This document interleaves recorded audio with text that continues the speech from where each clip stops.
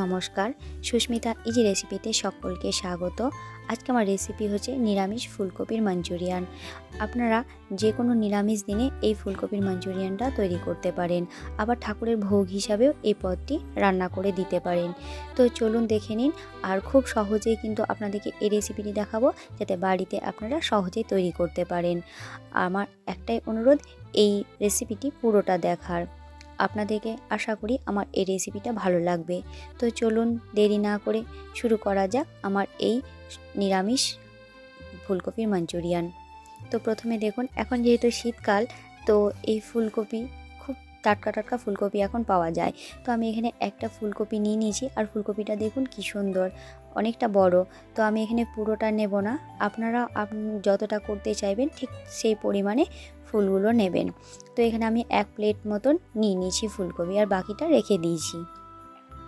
তারপর এখানে দেখুন ক্যাপসিকাম নিয়েছি, আর ক্যাপসিকামটা অর্ধেকটা পরিমাণ নিয়েছি।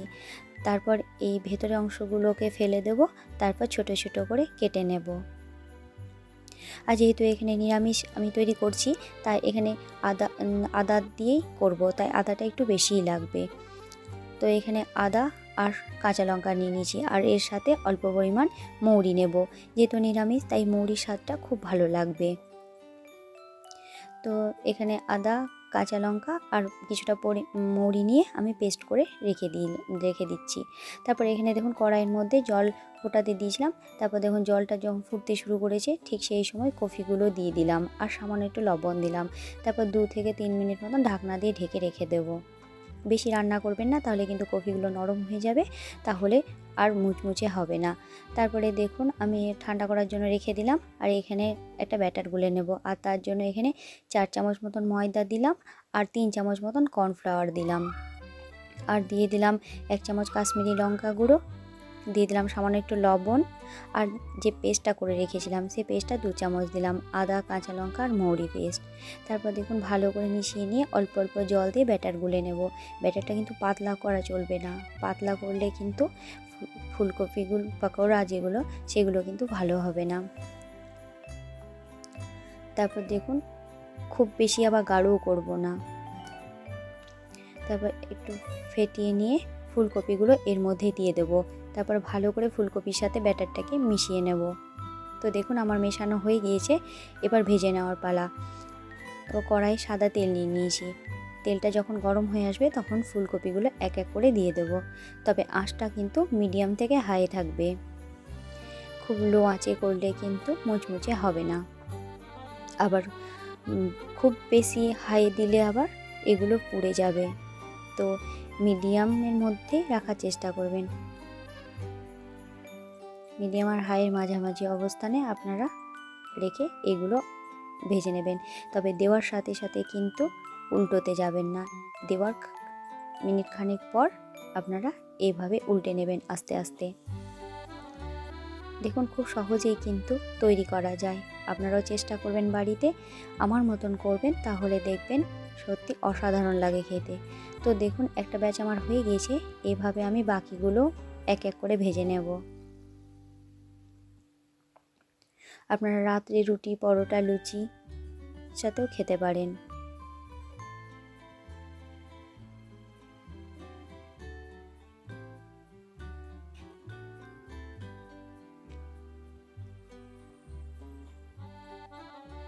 তো দেখুন এগুলোকেও উল্টে নিলাম আস্তে আস্তে।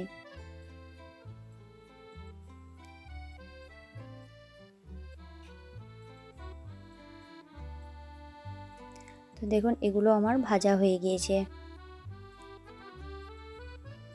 এবার এগুলোকেও তুলে নেব।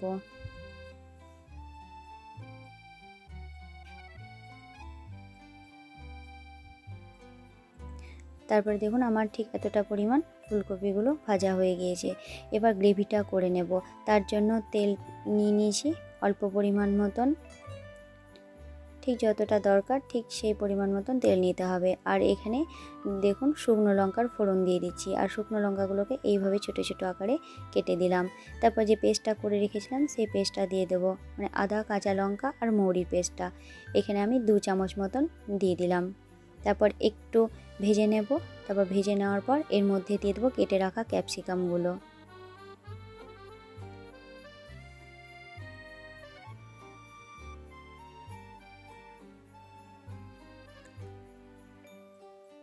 তারপর একটু নেড়ে চেড়ে নেব।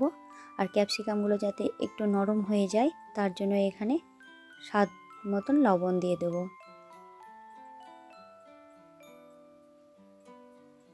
আর দিয়ে দেব 1 চামচ মতন কাশ্মীরি লঙ্কা গুঁড়ো। তারপরে একটু নেড়ে চেড়ে নিয়ে এর মধ্যে দিয়ে দিলাম 2 চামচ মতন সয়া সস, দিয়ে দিলাম 3 চামচ মতন টমেটো কেচাপ।